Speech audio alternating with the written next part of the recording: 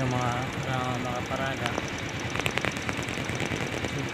Kahit sabihin 50 pesos, 50 pesos na park. Simula dun sa dulo na yun, ayun, may gate kasi yan ng Science School.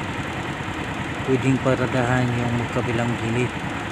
Kasi yung sabi nga ng barangay, okay lang paradahan basta naka-parking sa gutter. Sana lang na yun nga, hindi ma-reker.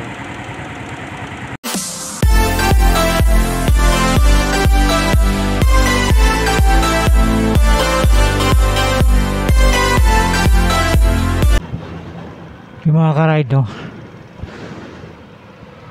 masarap sana kasi malaki yung parking, maluwag.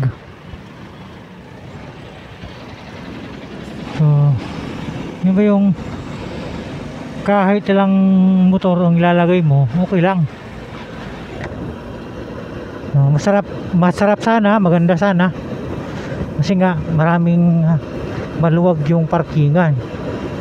Sana kung pagbibigyan lang talaga kami na makaparada din sa lugar na yun.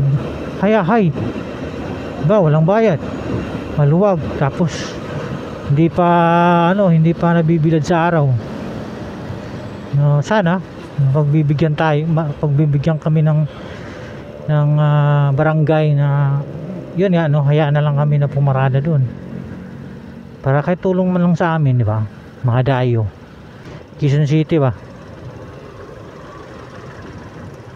So kung sa probinsya lang talagang maluwag na luwag, no? Nasa probinsya ka lang ngayon, walang problema sa parking. Kaso nasa Maynila, no? Ika nga mahigpit sa parking kasi may bayad eh. Naalala ko dati nung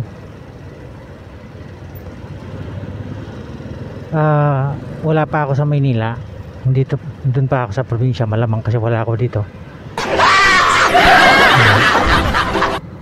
Yan mga ka-ride, no?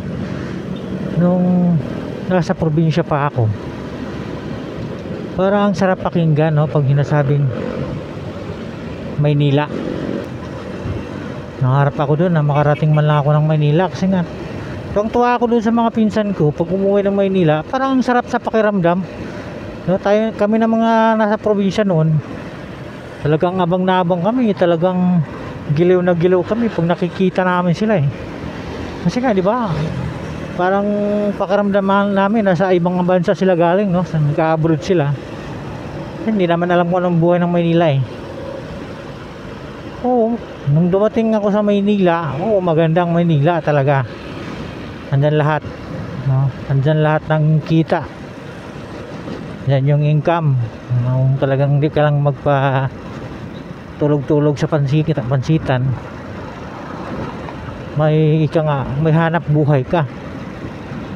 So, simpleng pangarap ko noon na sana makarating man ako ng Maynila. Sabi nga, ano kayo meron ng buhay ng Maynila? Kasi nga, yung mga probinsyano pag pupunta ng Maynila, nag-iba yung mga itsura, no? Pumuputi, choy-choy, mapurma na, di ba? Nag-asawa ako, sabi ko, ito kasi yung pangarap ko na makarating Maynila, na makapag-ipon kasi nga para makatulong sa pamilya. Pero nung dumating na ako sa Maynila, hindi nangyari yun, no? Hindi naging nangyari kasi naging pasaway, naging basta maraming mga hindi magandang ginagawa, hindi nakaisip sa magulang. Pero nung bago pa makarating ng Maynila, nasa probinsya pa, ang grabing pangarap, ang taas-taas ng pangarap. Pero nung nasa Maynila na, wala. Buti nga hindi ako napasok talaga ng drugs na yan eh.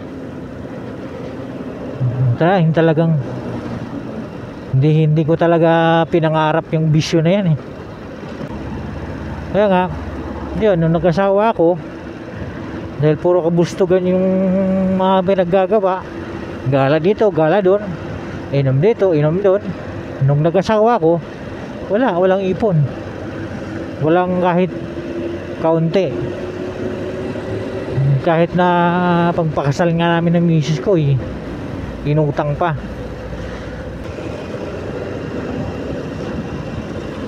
Bang! Sige, talpok. Hindi ka lang magpa tamad-tamad dito, andito yung income.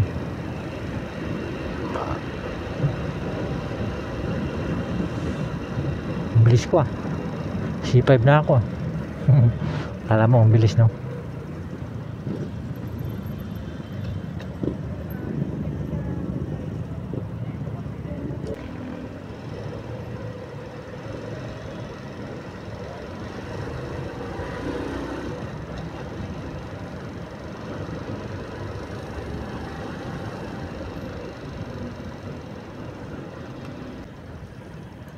Kaya dito kailangan din ng sipag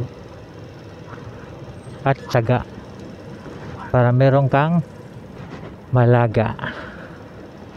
Mga karayb, maraming salamat. Mag-ingat-ingat po tayo sa biyahe.